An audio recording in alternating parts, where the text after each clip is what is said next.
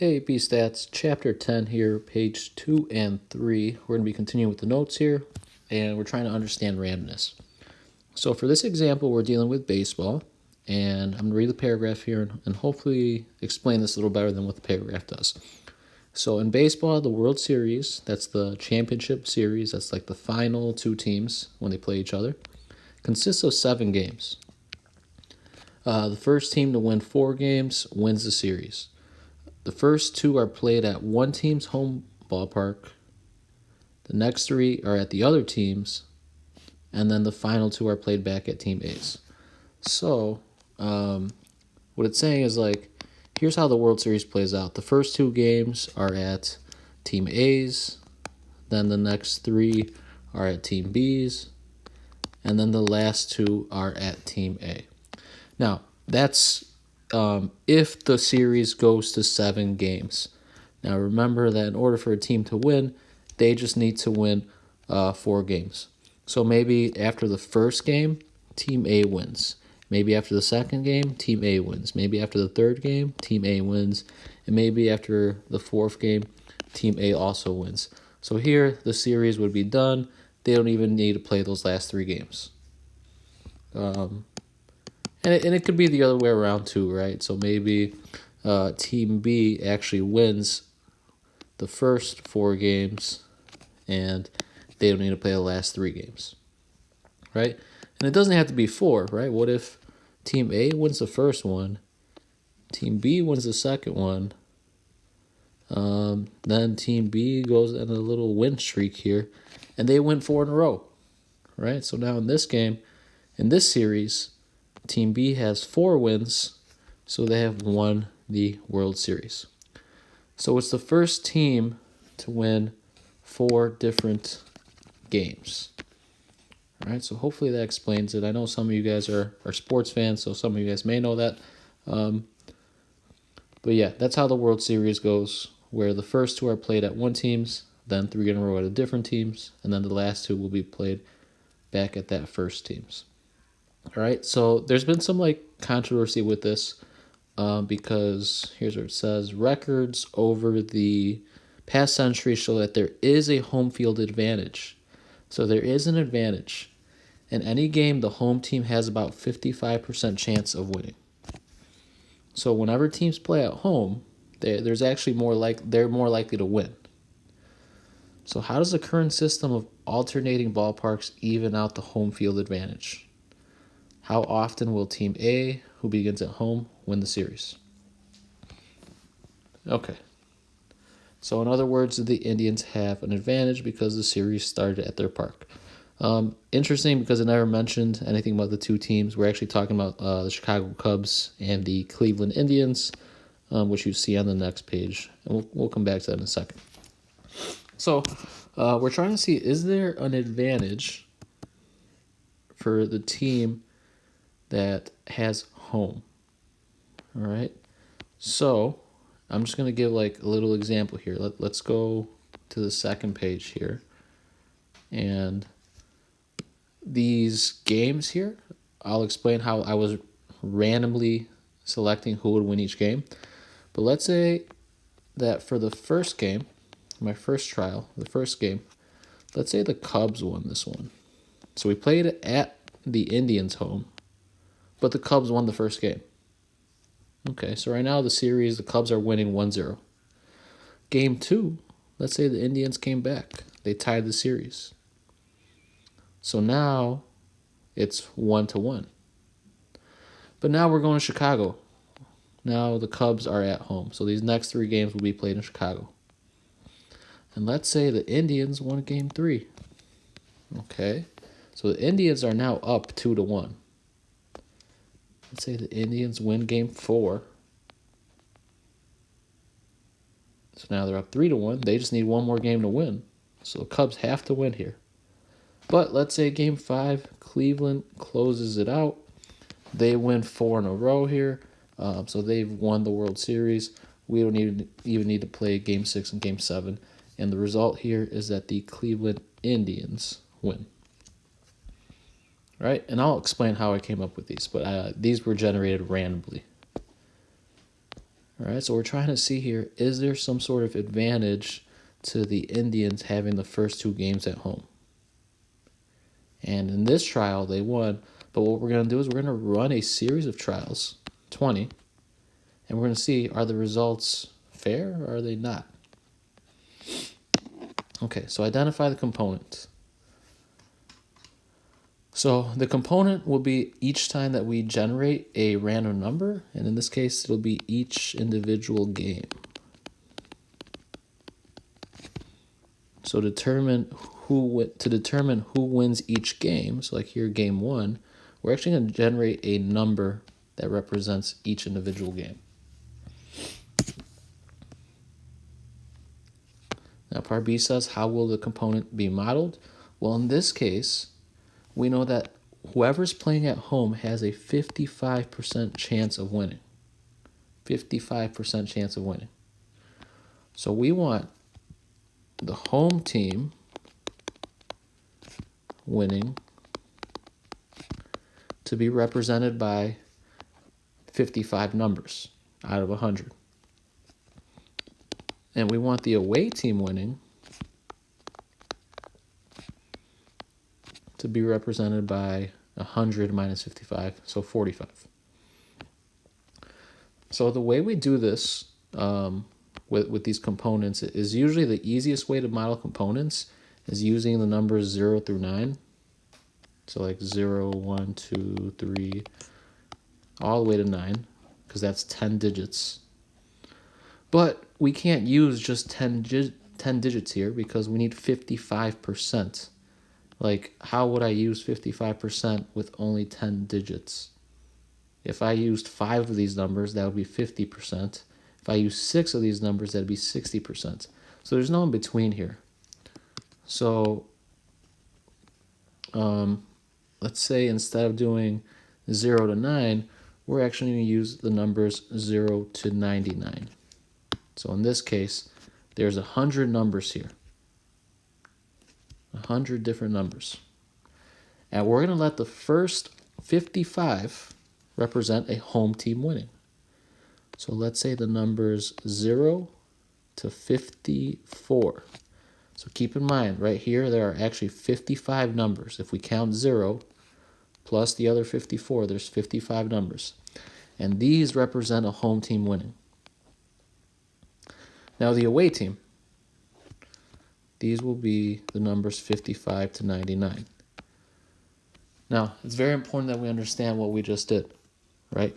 We said, hey, what we're going to do is we're going to use the numbers 0 to 99. These are going to be the random numbers. And we're going to break up those numbers so that 55% of them represent a home team winning, and 45% of them represent the away team winning.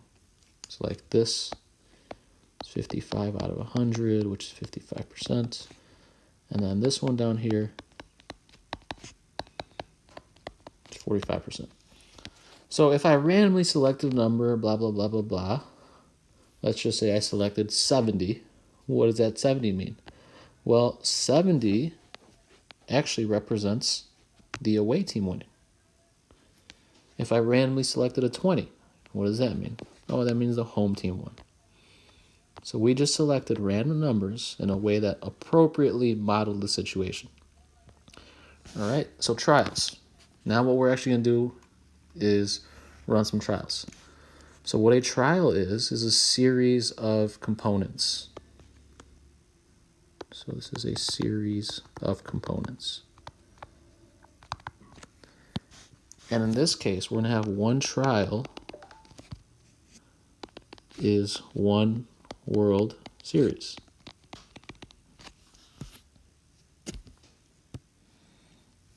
So we need a team to win 4 games.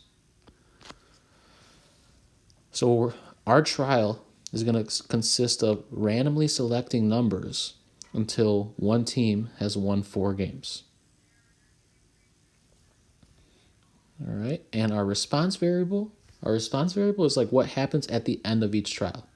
Well, at the end of each trial, at the end of every World Series, we're going to see who won the World Series, or which team won the World Series. Okay, so this may not be making all sense, but hopefully when we actually run the simulation here, it starts to make a little more sense as it all comes together. So step 3 here is run the simulation, and you can do this using a random number generator or a random number table.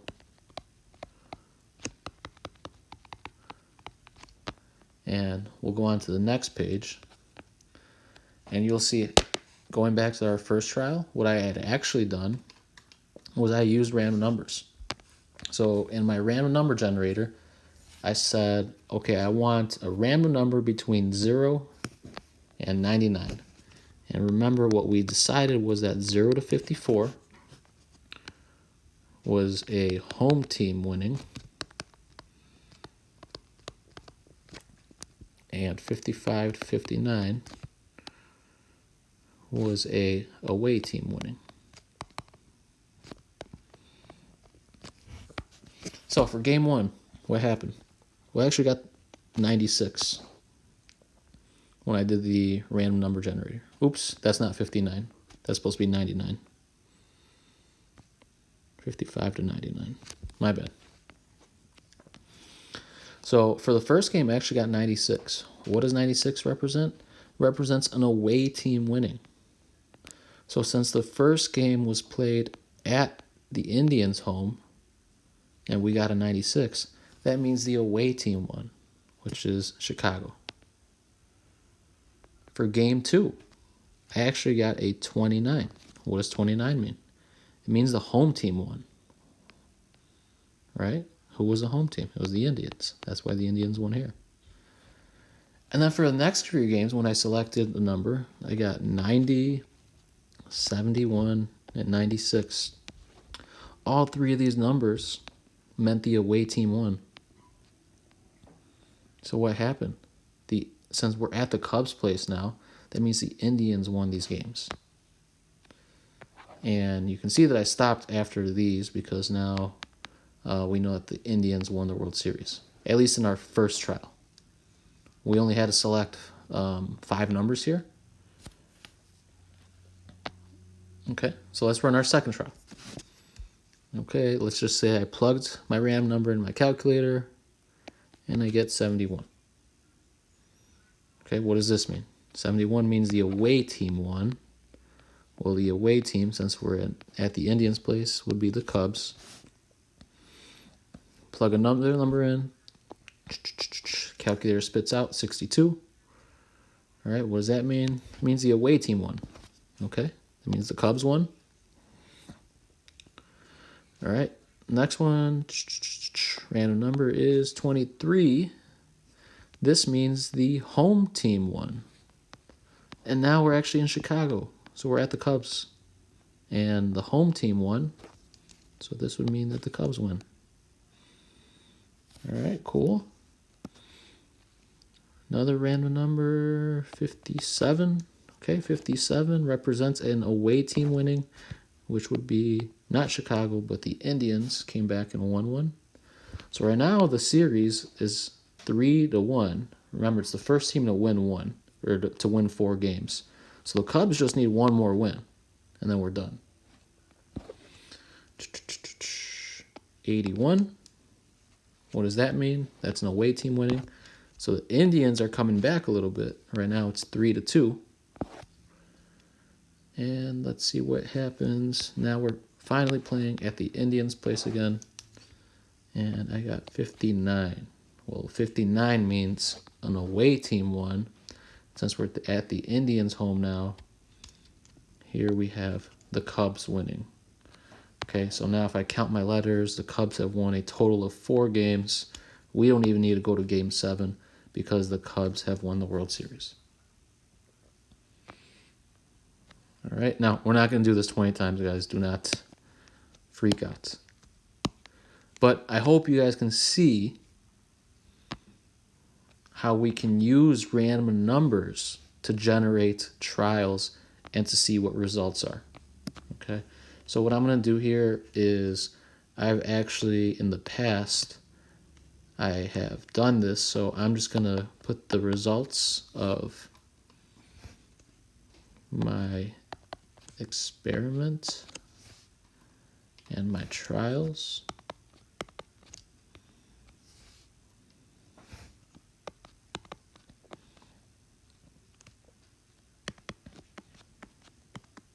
Okay, so if you want to copy those down, and what you'll see here is we're actually going to analyze these results. So take a second, pause the video, copy those down. Okay, so last step is we want to analyze and collect our results. So what do? How many times did we run a trial? Well, remember we did one trial as one World Series. We actually ran 20 trials. Right? And what we want to do is we want to collect the results and summarize. So of those 20 trials, the Indians won blank out of 20 trials. Or the Cubs won blank out of 20 trials. Okay, so let's see. The Indians 1, 2, 3, 4, 5, 6, 7, 8, 9, 10. So the Indians won 10 and the Cubs won 10. So it seems like it was split half and half. So what is our conclusion? All right, remember what we wanted to figure out was there some sort of advantage? Did the Indians have an advantage? Because they started with the first 2 games at their place. Well, after we ran 20 different simulations, it had the Cubs winning half the time and the Indians winning half the time. So what we can say, based on our simulation,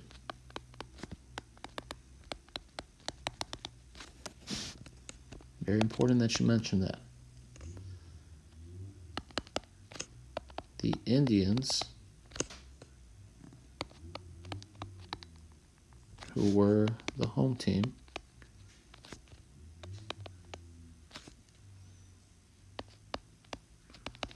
won the World Series, I'm just going to put WS, 50% of the time.